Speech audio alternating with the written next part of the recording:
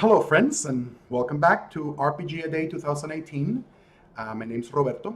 Some of you may know me as Sunglar, and I'm recording these videos as part of my desire to participate in the initiative of RPG A Day 2018. Specifically, I'm recording videos in Spanish for Desde la Fosa, a vlog I participate in, and I'm recording this in English, posting them on my YouTube channel, which is my personal YouTube channel, and also sharing them on blog posts I'm writing for Stargazer's World. So I hope we can interact in some form from this, and I'm very happy to join in the community of gamers who are talking about RPG A Day 2018. Specifically for today, the question is, most memorable NPC? And I'm going to answer this question from the perspective of a player.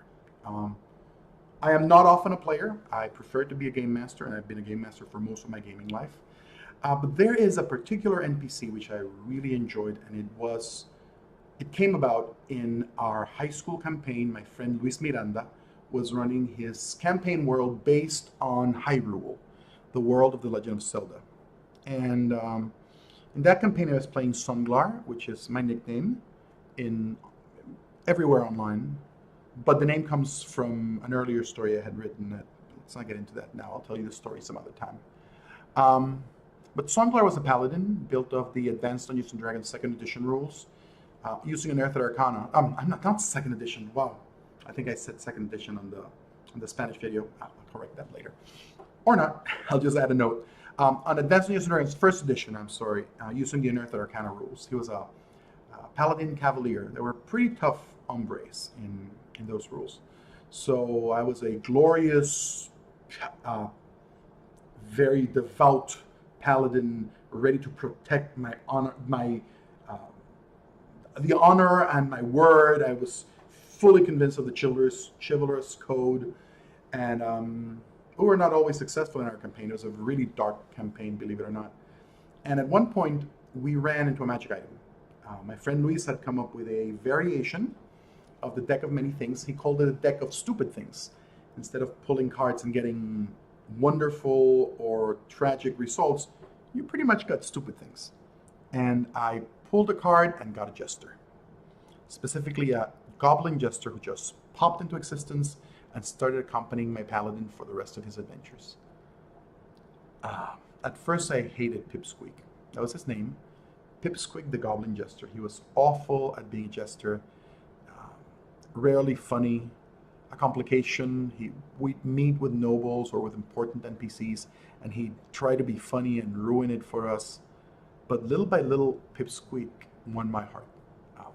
The little goblin became my companion through my adventures. He was always at Sunglar's side. We finished the campaign, and he was right there with us. Sunglar retired and became a noble, a baron, if I'm not mistaken.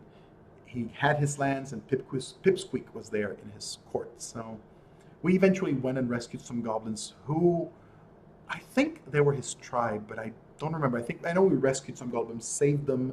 We did not slaughter them, but took them out of the dungeon, found a place for them to live. So Pipsqueak was useful for teaching Sunglar to look at goblins differently.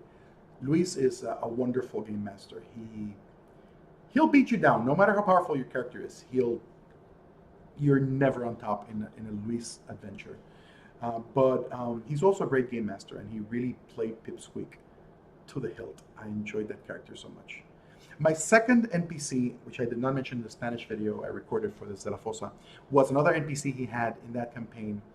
It was a woman dressed as a man. She was the Empress that was hidden, and we ran into her, and she was obviously a woman trying to be a man.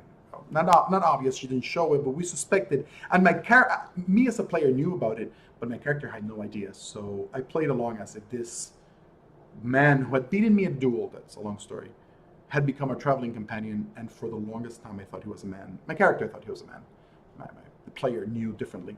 But she was captured, we believed it was a man, in some dungeon, and when he came out of the dungeon, he told my fellow adventurer, Diego Montoya, an NPC, a player character based on Inigo Montoya from The Princess Bride. Instead of telling, well, she told him he was a she. I'd never heard it, but then I saw them kissing, and I was like, oh, they're in love. So Diego comes over. He was played by my good friend Gino Picard, and starts telling me, and I'm like, no, no, man, I understand. You're my friend. You're my companion. We fought together. We adventured together. I support you. You go ahead if you love him. No, and he's trying to explain it to me, and I'm like, no, no, no, no. I support you.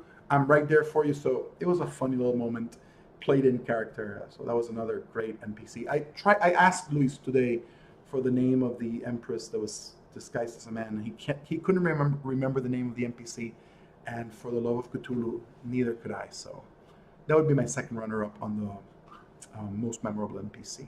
What's yours? Let us know in the comments, in the blog, in the YouTube channel. Look me up on social media. Let's start up a conversation. Participate in RPG a Day and share your love for games in this wonderful initiative. That's all for today. See you tomorrow.